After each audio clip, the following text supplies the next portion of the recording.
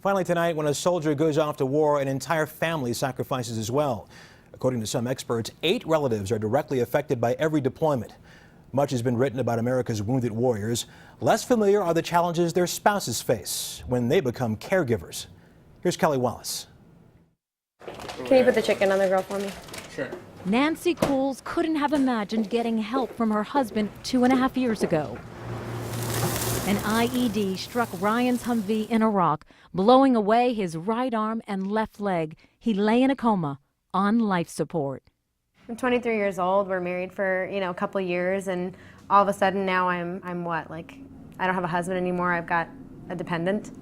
That's a really scary thought. And so she began a journey into the unknown, like the caregivers for the nearly 33,000 wounded in Iraq and Afghanistan. I realized that there's those people that they never come past opening their eyes, gesturing that they're thirsty.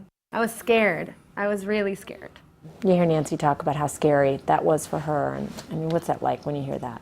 What if the roles were reversed and it was Nancy that was hurt, and I don't know if I could do it. Nancy and Ryan came to this camp sponsored by the Adaptive Sports Foundation, a place where the veteran and the caregiver get the support they need. If you can meet another spouse that can just say, yeah, he's done that, or, oh, he's like that sometimes, or, oh, don't you hate it when, then it makes you feel less, you're not alone.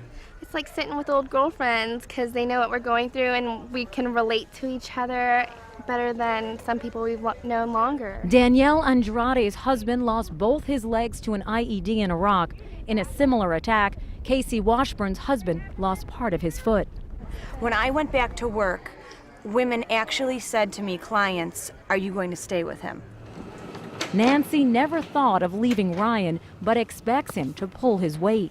You don't get a free ride for the rest of your life that I'm always going to stick around and, if you're not a nice guy. So luckily I married a nice guy. I do my best to try and push those limits as much as I can. That sense of humor helped Nancy get through the toughest times. You're the one that gets yelled at first. You're the one that gets snapped at when you go over a bump too hard in a wheelchair. Well, I didn't put a bump in the sidewalk. You can't make life smooth, Right. Obviously. Still, Nancy knows it could be worse. There's people that'll never, ever meet their kids. I just can't imagine what their wives and their parents and loved ones are going through. Right. Hi, Kitty Pie. To honor those less fortunate, they named their new daughter Jillian Demi. Her initials a tribute to the 2 men who died in Ryan's Humvee. What better way to celebrate than, a beautiful little girl? She represents life and happiness and great things. For Nancy, the journey through extraordinary challenges makes this ordinary moment so precious. Kelly Wallace, CBS News, Bowie, Maryland. And that's the news. For Katie Couric, I'm Russ Mitchell. Good night.